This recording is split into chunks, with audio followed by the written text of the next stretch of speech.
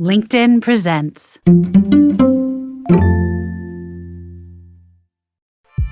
I'm Rufus Griscom, and this is The Next Big Idea. Today, are you living deliberately? Henry David Thoreau can show you how.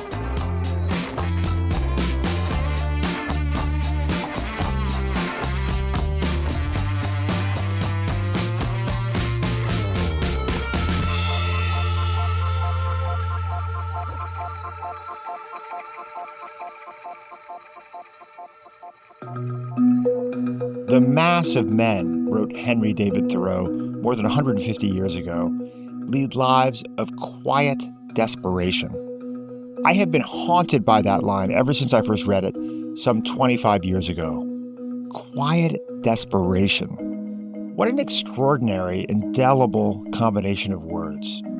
We humans are all too often deeply discontent, this is what I took from Thoreau's line, stuck in a repetitive and unsatisfying daily grind, and unable to even articulate our desperation, much less find a way out. To me, Thoreau's words were also a kind of personal challenge that guided my path to some degree.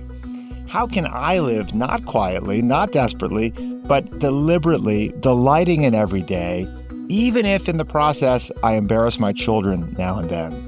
And so I was delighted when my producer Caleb mentioned a new book by John Kaag and Jonathan Van Belle called Henry at Work, Thoreau on Making a Living, which looks to Thoreau, the great 19th century philosopher, poet, pencil maker, and pontificator, to better understand how we live and work today and how we can build meaningful lives instead of blindly submitting to the frenetic busyness of modern life. That's coming up right after the break.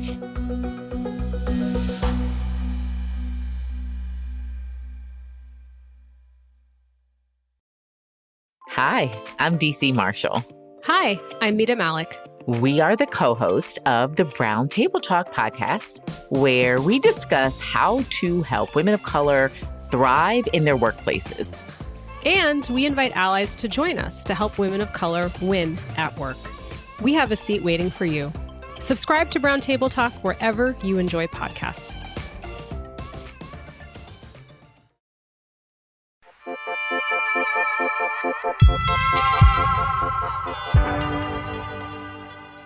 The fall of 2021 was kind of a weird time. After more than a year of mask mandates and social distancing, Zoom classrooms and working from the couch, we were starting to go back to school, back to the office, back to normal. Only a lot of Americans decided they didn't like normal all that much. In America, 2021 has been the year of the Great Resignation. The Labor Department reporting that a record 4.4 million Americans quit their jobs in September. Across the country, Americans are quitting jobs at record rates. They call it the Great Resignation. Researchers at Harvard Business School noted that the pandemic had given employees, quote, the time and space to think about what really matters to them. A reporter for Vox observed that among the financially stable set, quits were being driven by a greater search for meaning. Beyoncé wrote a song about it. I just quit my job. I'm gonna find no drive. Damn, they work me so damn hard. Philosopher and writer John Kaag knew exactly what she meant. At the time, he too was reconsidering his relationship with work. A move that, in his case, was motivated not only by the Great Resignation, but also by a recent health scare. I was going through recovery from bypass surgery. I had had a cardiac arrest at the end of 2020, and it really made me reevaluate the way that I wanted to go about writing and working in the future. And so I called my friend Jonathan Van Belle and I said, I'm not working at all. I don't want to work. I don't want to work in the same way that I have in the past. I need to get some perspective on this. His friend's response took him by surprise. And he said to me, John, you live 2 miles from Walden Pond. You should go down and spend some time at the pond, and we should write a book about Thoreau. Meaning Henry David Thoreau, the original Great Resigner. The guy who, on July 4th, 1845, walked 2 miles from his house in Concord, Massachusetts, to the shores of Walden Pond, where he stayed for 2 years, 2 months, and 2 days in the original tiny house, a shingled cabin he built for $28.12.5. The better acquainted John became with Thoreau, the more he realized this 19th century naturalist, who was dismissed in his day as a lazybones, is actually the great rebel critic of the American work ethic. Thoreau is saying to us, quit the rat race, life is too short. What we discovered when we reread Walden and reread Thoreau's journals is that Henry gives us some very, I think, astute guidance on how we are to take up the business of living. I was 21 or 22 when I first read Thoreau's masterpiece, Walden. I had just moved to New York City, I didn't have a job, I didn't know what I wanted to do with my life, and his words just hit me like a pickaxe. He didn't sound like a man from the past, he sounded like a man very much in the present. I went to the woods, he writes, because I wished to live deliberately, to front only the essential facts of life and see if I could not learn what it had to teach, and not when I came to die discover that I had not lived. To live deliberately isn't just about being industrious, because as Thoreau points out, even ants are industrious. To live deliberately, in his view, is to suck out all the marrow of life. And to do that, you have to focus on what really matters. Simplify, he says. Sell your clothes, keep your thoughts. He was well before the school or the trend of mindfulness in the modern day, but he was basically at the cutting edge of it in the 1840s when he went to Walden Pond for his adventure in simple living. John, by the way, took his friend's advice. He did go to Walden Pond when he was not busy teaching at UMass Lowell. And the two of them did write a book about Thoreau. It's called Henry at Work, Thoreau on Making a Living. And it's a brilliant, useful guide to why we work and how we can do it better. So let me ask you, are you living deliberately? Don't worry if your answer's no. This hour, John and I are going to channel Thoreau in order to help you strike a better work-life balance and find meaning in what you do.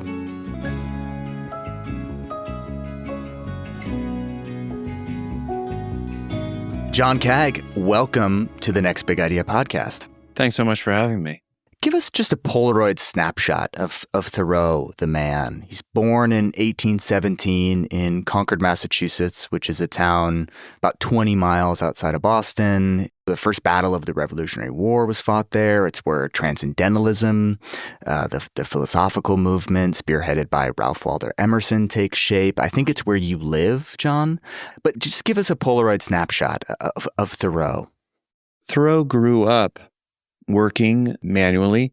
He lost a toe to woodcutting as a boy. He fell off a cow and injured himself as a teenager. He built boats, fixed fences, and helped in the fledgling pencil manufacturing factory that his father spearheaded outside of Concord. Thoreau went to Harvard, but he was always rather disaffected with the knowledge that he got. He always commented that the knowledge that you get from experience and from the natural world far exceeds what you learn in any classroom.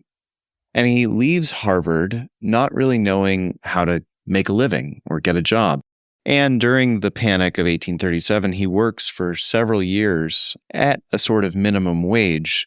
He comments in his journals that he went many weeks working 75 cents a week shoveling manure. And we think about him as the father of American Transcendentalism, the father of American letters, Ralph Waldo Emerson being one of his closest friends during this time. But really, Thoreau was a handyman, a sort of jack of all trades during this time. And that's something that oftentimes we forget about when we think about Thoreau, the environmentalist, or Thoreau, the naturalist. He's an interesting person, though, around whom to build a book about work, right? Because I think the popular conception of Thoreau is that of a loafer. This vision we have of him is that he can't get a job, he can't figure out his life, so he just goes into the woods to do nothing. But what's really great about your book, John, is that you discredit that caricature of Thoreau, and you show that he was not a ne'er-do-well. He was not a good-for-nothing. He was not a layabout. He's actually really capable of prodigious work. He's very industrious, but he's distrustful of the system, the capitalist system he sees springing up around him. He wants to live outside of that system. Am I getting that right? Is that your view of Thoreau, that we've gotten him wrong? Very much so. I mean, we think about him as a writer principally, but we oftentimes forget that the real work of Walden was the act of sustaining himself, of growing his own food, of making his own clothes, of providing his own shelter, of being self-reliant in the way that Ralph Waldo Emerson describes in that famous essay, Self-Reliance. But really, Thoreau takes a very practical turn with this. And when you open Walden, you notice that the first chapter is entitled Economy. And Thoreau is really interested in the way that our economic lives used to be spent just sustaining ourselves, just supporting ourselves so that we could make our way through human life, through the course of human life. Whereas what he sees in the 1830s and 1840s is the growth of industrial capitalism and the growth of modern consumerism, in which the reasons that we work are to achieve the luxuries of life, the large bank accounts of life, the surplus. And he's deeply suspicious of this sort of hedonic treadmill or this 9-to-5 rat race that really is geared toward producing more money rather than what he calls the necessaries. I love what you say in the book. You say, "This is the abiding message of Walden. The frenetic busyness of modern life should never be confused with the essential business of living." He's really worried about the narrowing of life's possibilities through the economic and through the labor roles that we take on in our lives. And you can really see that today. I mean, a lot of individuals who gave up their job during the pandemic, during the Great Resignation, discovered that they were more than their very narrow or confined 9-to-5 work lives. And that's an insight that I think Thoreau took very seriously. One of the things I learned about him reading your book is that he had many different jobs. I mean, today we might even call him a serial entrepreneur, right? He seemed to think that the best way to work was not to have one job for your whole life necessarily, but to try things, to look at work as an opportunity to learn, to grow, to experiment. Is that his vision of what a satisfying work life is? It is. And I will sort of articulate how many different jobs he had. He was a boat builder. He was a fence mender. He was a carpenter. He was an inventor of one of the best pencils at the time in the United States and in Europe. He was a nanny to Emerson's children. He was a teacher at several schools. He was a writer. He was a tutor. And then he was a surveyor. And he was a natural scientist. So he took on many different jobs through his life, and he also knew when to quit certain jobs when they no longer gave him a sense of meaning, or when they erred and deviated from his moral compass. I also think about Thoreau's ignorance compass. There's this great passage in Walden where he's looking at this busy neighbor, and he concludes, quote, "He has no time to be anything but a machine. How can he remember well his ignorance, which his growth requires?" And I think that's such a profound idea. How can he remember well his ignorance, which his growth requires? I read that as Thoreau saying, your ignorance is your compass, right? Go towards the concepts and the work and the careers that you're ignorant about, but you're curious, that you want to learn more about, and you will be rewarded in that pursuit. And I think, honestly, what that passage so nicely captures is Thoreau's interest in acknowledging one's fallibility and the way that one can be wrong, but also the way that that fallibility creates the backdrop for wonder and, as you say, curiosity. And Thoreau was remarkably curious and attuned to wonder. When he says in Walden that we need to be awake to the dawn And we need to learn how to be awake, not by artificial means, maybe of like caffeine or other stimulants, but rather intellectually awake to what we don't know and to the dawning of things. This idea is one that underpins his notion of work and meaningful work. So we should move toward those occupations and those callings or vocations that help us grow. And we only grow when we acknowledge that we don't know everything already. And that sort of ignorance that Thoreau is mentioning. And that was, for me, one of the really significant moments in writing this book, because I had been brought up in a central Pennsylvania, fairly conservative Protestant work ethic household. And I had been told on no uncertain terms that the way to have value was to make money and to be driven. And what Thoreau tells us is that maybe we should slow down long enough to evaluate what we don't know, what we want to know, and how to be open to that mystery and to grow and to flourish through that experimenting. Emerson says, I am only an experimenter in all things. And Thoreau, I think, took that seriously. John, have you heard of this thing called the Dark Horse Project at Harvard, this research they did there? I have, yeah. Let me tee it up for listeners.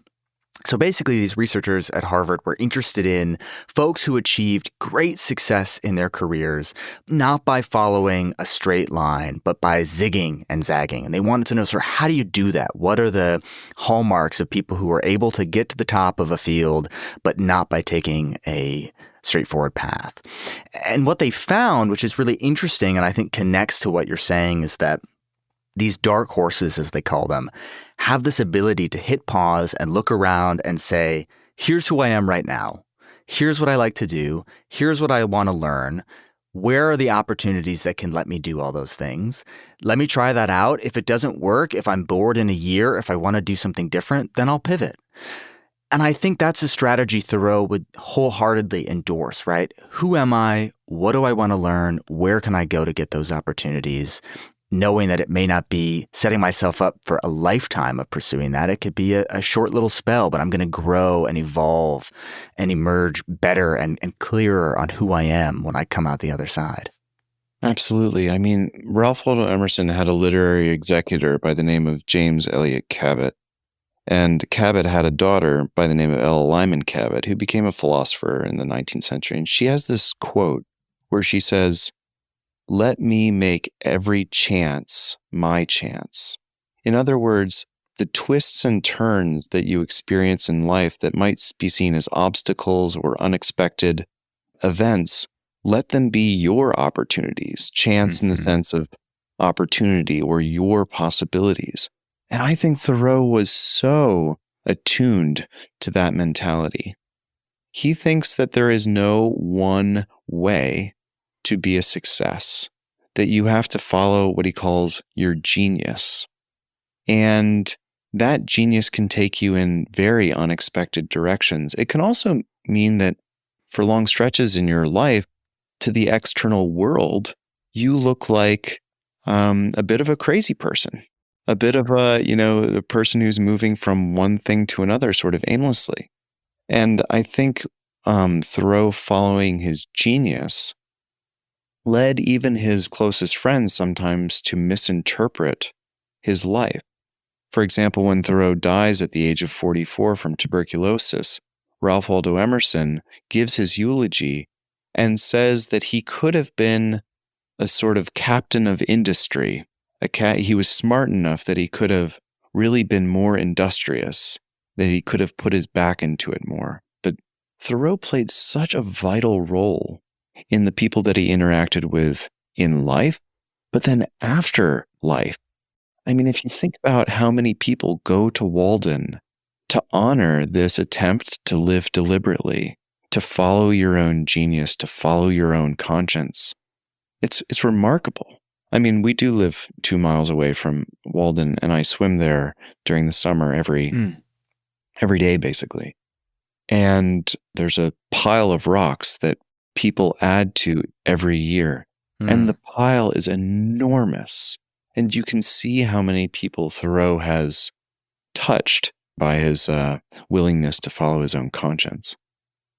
You know, this other thing about following your genius and living deliberately is that your genius can exhaust itself in a way, right? Like, I think one of the things that you say in the book, and I find to be really inspiring, is that Thoreau is calling to us to ask, what do you actually produce?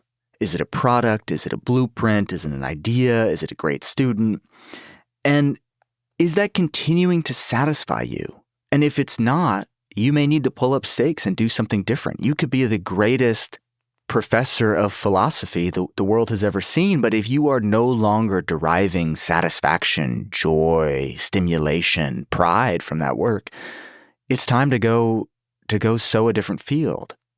That's 100% right. And I mean, I think there's two aspects that Thoreau is very much aware of that I think defines modern professional life. The first is what economists call the fallacy of sunk costs, which is you invest so much in a particular path, in a particular academic path, or in a particular professional path, that you're then unwilling to change course, and you're unwilling to sacrifice those costs in order to make a new choice. I think the other aspect is what Marx called alienation, or what we take away from Karl Marx when he talks about the modern alienation of the industrial system. Mm-hmm. And Thoreau was very much worried that, in his words, we become tools of our tools, that it's no longer that we direct production, but rather we let the means of production direct our lives, and that we lose touch with the products that actually come out of this system, that we lose touch of what we're actually producing, and in part, we lose the ability to sustain ourselves by hinging our lives or bolting our lives to a system of barter and exchange and a monetary system which really undermines the sense of self-sufficiency and self-reliance that had marked and defined previous generations. Let's talk a little bit more about that idea of becoming a tool of your tool. I love that. Thoreau, great advocate of manual work, of the power of working with your hands, and also suspicious of technology, of what time-saving technology deprives us of. Talk a little bit about that. So Thoreau was not a Luddite. He was a fan of tools and technology. But there is this worry that Thoreau believes that the values of convenience, expediency, and profit are driving all of the other objectives and ideals of human life out of view. And he's worried about that. He's also very concerned about the way that when you have a very efficient tool, we are inclined as human beings to interpret all of the natural world and all of the world of values in terms of that type of efficiency. And so ideals such as beauty and truth and the sublime and wonder, which are not easily monetized and not easily made efficient, sort of fade from view when we've prioritized through our tools and through the expediencies of our tools a particular value system that seems to be the be-all and end-all. And we take pleasure, I think, from inefficient work sometimes, right? I mean, Thoreau says, "Shall we forever resign the pleasure of construction to the carpenter?"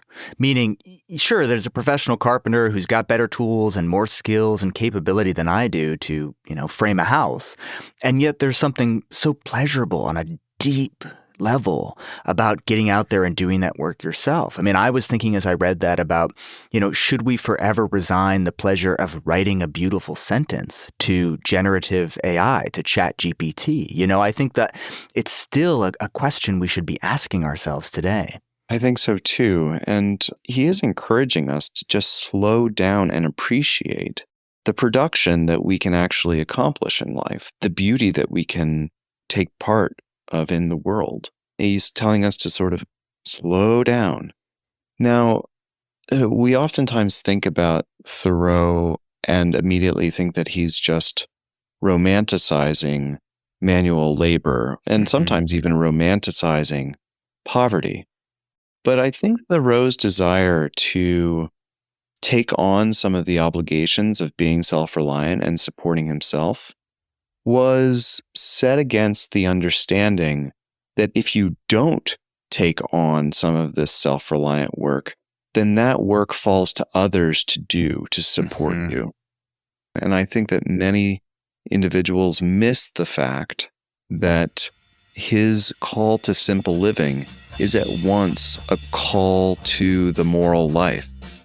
Coming up after the break, I asked John what Thoreau means when he talks about meaningful work and how you can find it in the year 2023. Stay with us. We'll be right back.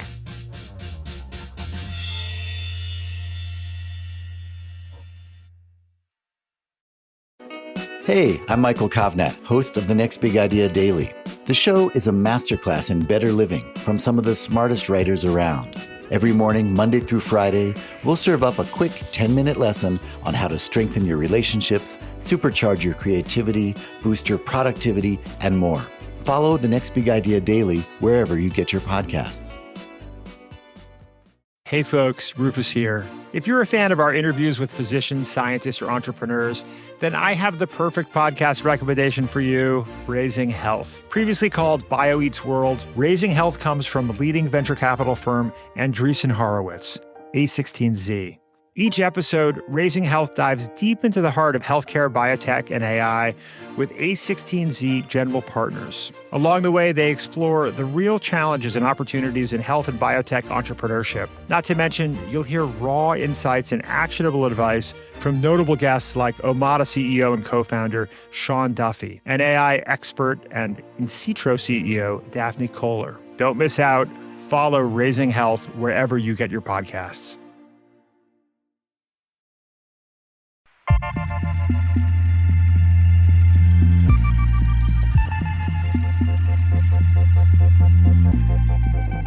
Welcome back to the show.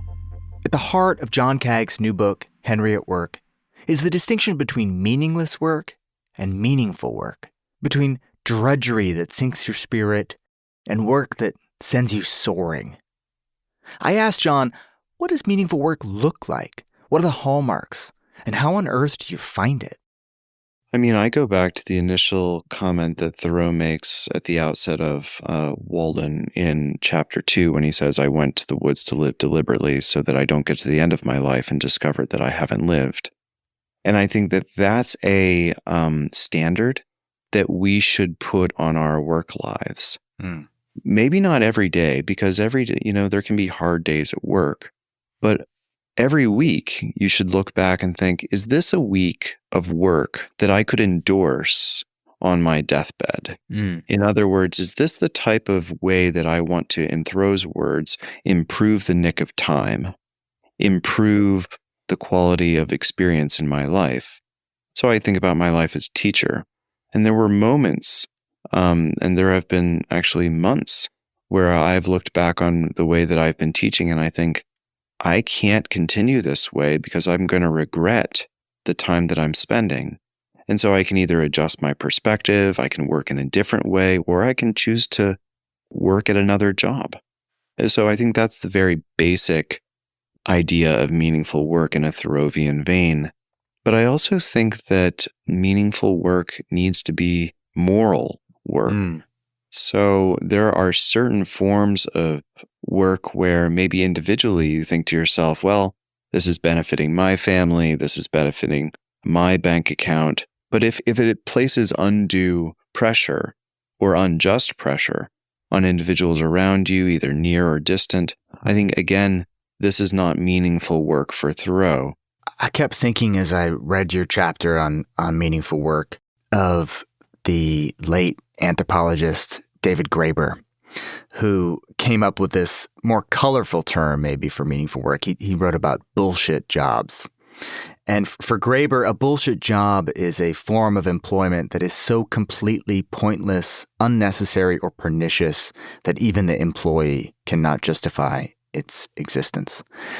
And that sounds terrible, and yet we are surrounded by bullshit jobs. I think a lot of listeners of this show probably work a bullshit job, and many of them are well paid, they're prestigious, but you're not adding necessarily to society, you are not improving a lot of others.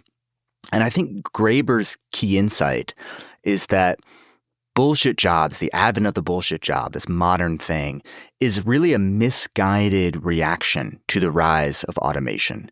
That this same sort of technological displacement that Thoreau in his time was concerned about, Graeber says when we were confronted with that in the 20th century, we thought it was going to lead to mass unemployment. And so what did we do? We created a bunch of empty, meaningless, dummy jobs just to fill people's time.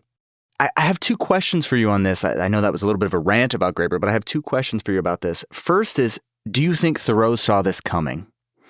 And second, do you, John Kaag, think that this rise that we're maybe seeing of meaningless work, of bullshit jobs, is this going to get worse? I mean, there's a lot of talk right now about artificial intelligence, what that means for the future of work, for the future of humanity.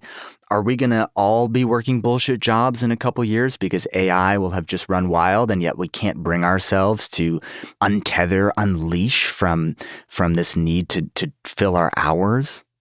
Well, the first question, did Thoreau see this coming? 100%. Thoreau was so worried about the sort of way that we can sort of just sleepwalk our way through our modern life, and the way that our jobs allow us to sleepwalk our way through modern life.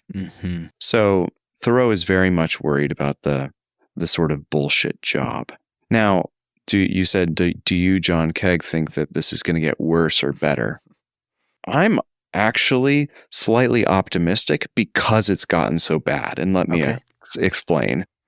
What I've seen during the pandemic is my students actually craving meaningful work and becoming less and less interested in lucrative jobs and turning more and more to what Thoreau might call meaningful jobs. And this might mean that they live at home, that they might live with others communally, as Thoreau did for his entire life. Thoreau only at Walden Pond lived alone. And what my students, I think, are seeing is that life lived simply can be life lived meaningfully and enjoyably.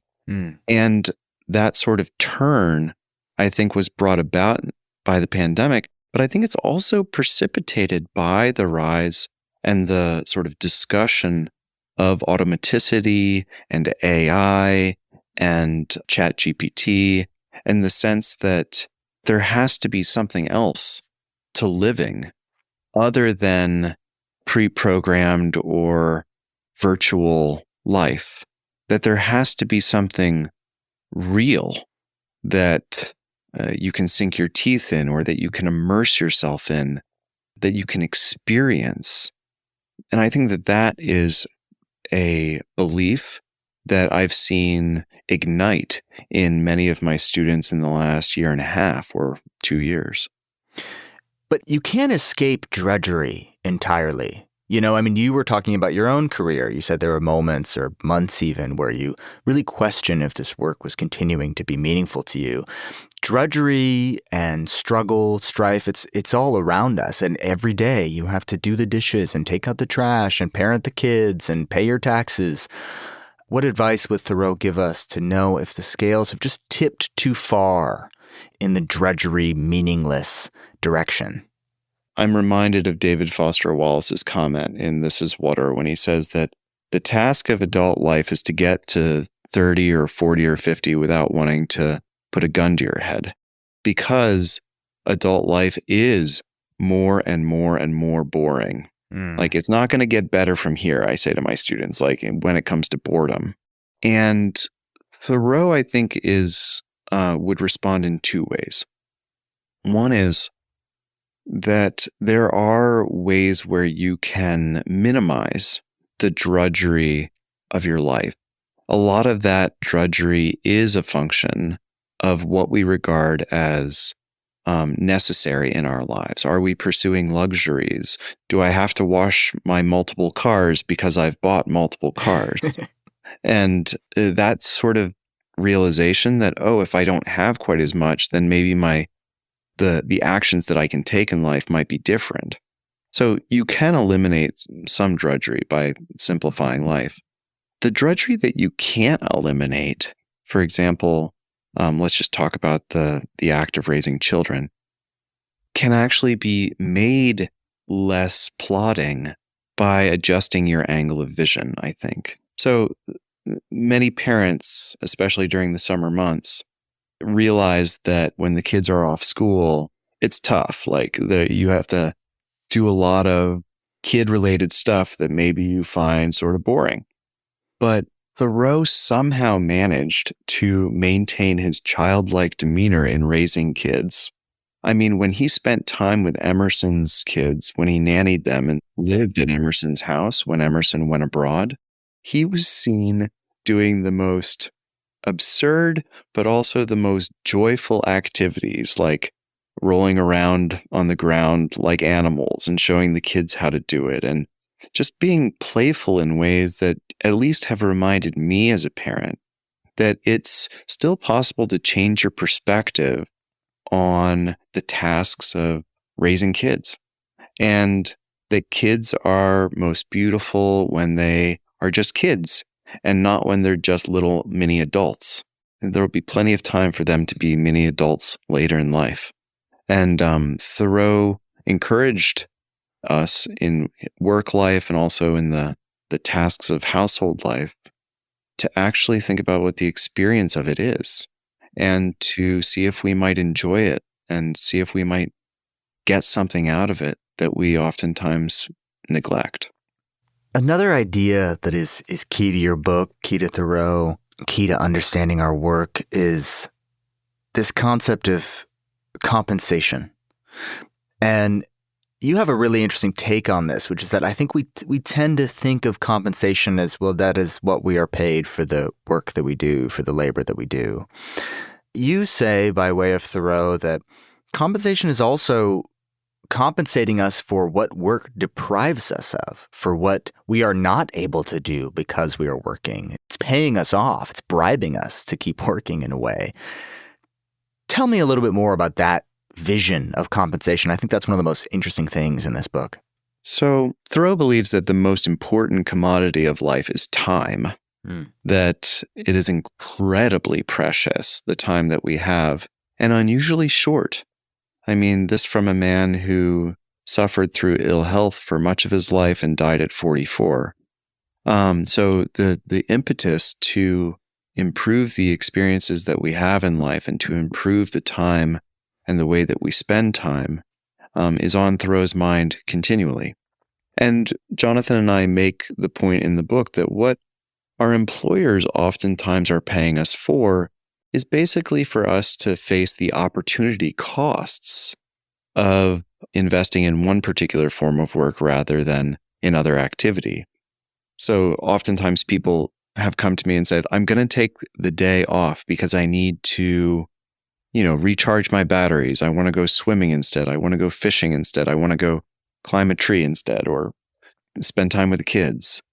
And that is always the case with our work lives.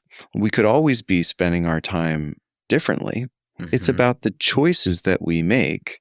And our employers, at least in part, are paying us for that time so that we continue to make the choice in spending our time in one way rather than another. And I think that that's oftentimes missed when we just think that we're getting paid to accomplish a particular task for a particular type of company. It's actually an existential cost, the cost to you as a person that they're paying you off for. And if we hold that position in mind, we might think about the time we spend at work a little differently. For Thoreau, a good job doesn't just compensate you properly. It invites you to do the kind of work that makes you feel fitted to the universe. John explains what that means right after the break.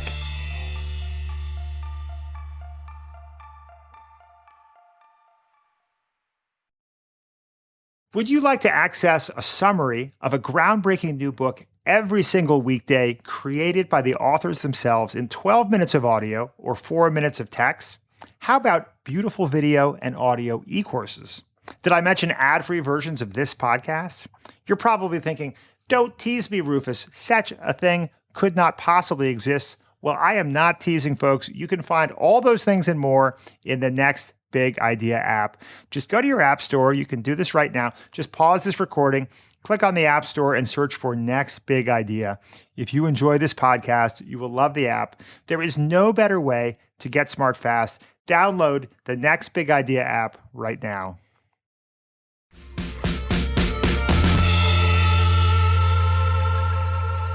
You know, near the end of the book, you write, when you work meaningfully, you are performing a task that the universe has reserved for just you.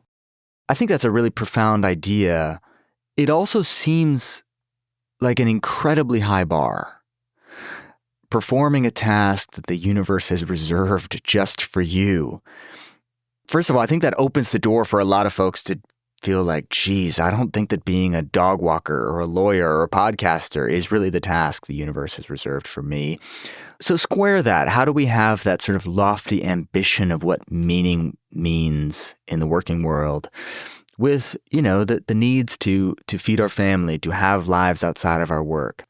So Thoreau and Emerson would observe that in our work lives, there are better and worse days. Mm-hmm. And those better and worse days are not just measured by accomplishment or money, but by the experience that you have at work.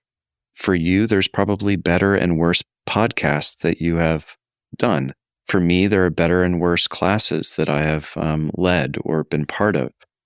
And you can feel it in your bones when everything just sort of aligns in a way where you feel like, oh, I just nailed it. I just fit myself to, maybe you're a dog walker and all of a sudden a rather unruly dog is suddenly well-behaved because of something that you've done. And you think to yourself, I did that. That's the type of fittedness that I think Thoreau wants us to be attuned to when he says that we should try to work in such a way that we feel like the universe just fits us right. Yeah. And if you don't have those feelings at your work on a routine basis, then Thoreau would say it would be best to find another course of action. Maybe you're forced to stay at that job, and Thoreau would have a problem with that system of injustice. But Thoreau would say, ideally, you can find a situation where you feel like you're well fitted to the task at hand. I love this line of Thoreau's. He says in his journal, "The best you can write will be the best that you are."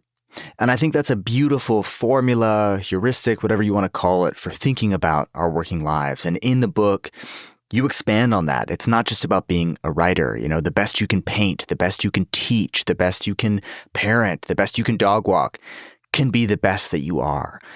Just fill out that notion for us of how that's something we can chase, this idea of our best work, calling our best selves online. I love that expression by Thoreau, and it doesn't just apply to writing. It applies to all of our work. Like, we forget so easily that we spend as adults the vast majority of our time working. Mm-hmm. And we think about this ideal of free time as all the time that we don't work. And that's where we are truly ourselves. But if that's the case, we really run a very serious risk. And the risk is this, that we spend most of our lives feeling like we are constrained, that we are locked in, that we're doing something that we would rather not do.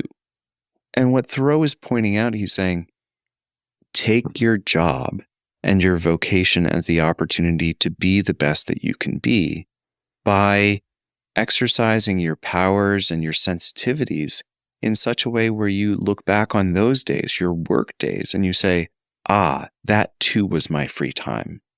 That too was, I was doing something unique and meaningful and powerful and effective.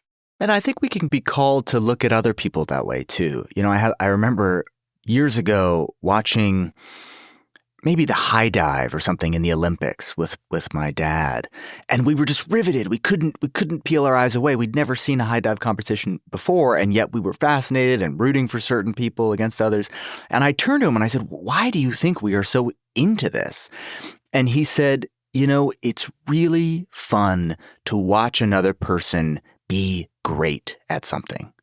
And I think if you take that view and carry it as you walk around, it is really fun to see a bus driver who is just phenomenal at being a bus driver, to see the person making your sandwich, just give it a little bit of flair and love and attention and make it fantastic. A teacher who really is just being the best they can be at that. It calls you to relish and to celebrate people around you, I think. And that's one of the reasons why we wrote Henry at Work the way that we did, which includes these vignettes from the workers that we encounter in everyday life. And there are those workers that we've either interviewed or just witnessed that are deeply inspiring. I mean, Thoreau's one-time home, when he was at Harvard, he lived at what is now a inn, the Colonial Inn, which is in Concord.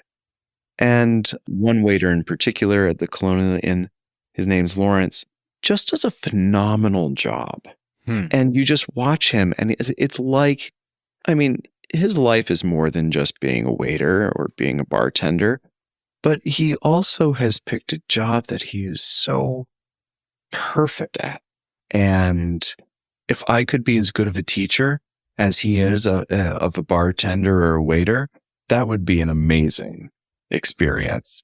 So I think that the reason that we take this more personal or anecdotal approach to Henry at Work is to look around for inspiration in contemporary work for those laborers who don't seem to be working at all, but actually seem to be playing at their work, but incredibly effectively. And I think, to go back to your earlier comment about the dark horse oftentimes is that individual who actually does enjoy what they're doing because they take a non-traditional approach, because they take an unusual, what from the outward perspective might look like an unusual way ahead.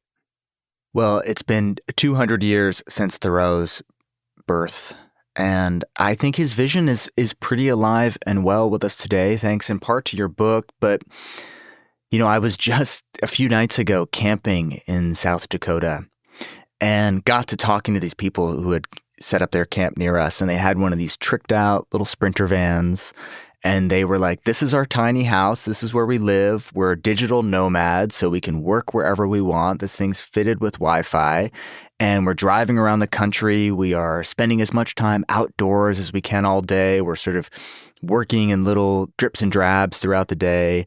And it was a beautiful Thoreauvian moment. And I think that there's lots of people out there who are questioning what work means, what role it should play in our lives, how we can balance it with other pursuits.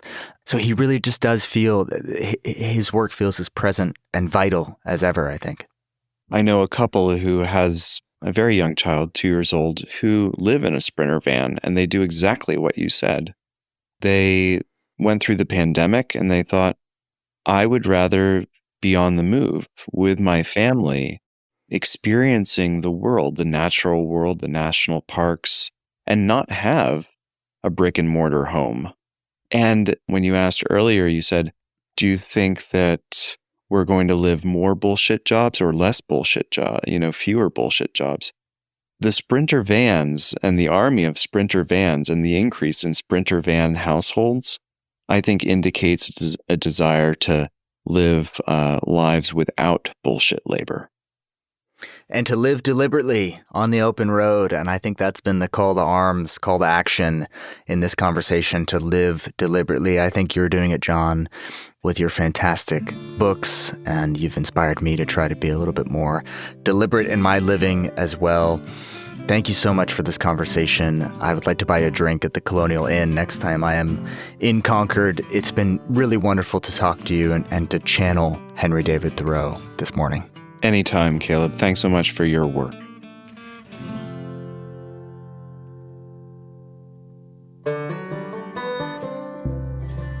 John Kaag is a professor of philosophy at University of Massachusetts Lowell and author of the books Hiking with Nietzsche, Sick Souls, Healthy Minds, and, most recently, Henry at Work, Thoreau on Making a Living, which he co-wrote with Jonathan Van Belle. You can and should buy those books wherever fine books are sold. It's a shame that Henry David Thoreau isn't still with us because I think he really would have loved using the Next Big Idea app. We have invited hundreds of the world's biggest thinkers to record summaries of their books, which you can listen to or read by downloading the Next Big Idea app in your app store. Today's episode was written and produced by me, Caleb Bissinger, sound designed by Mike Toda. Our executive producer is Rufus Griscom. The folks at the LinkedIn Podcast Network help us live deliberately by letting us make this show. Thanks for listening. See you next week.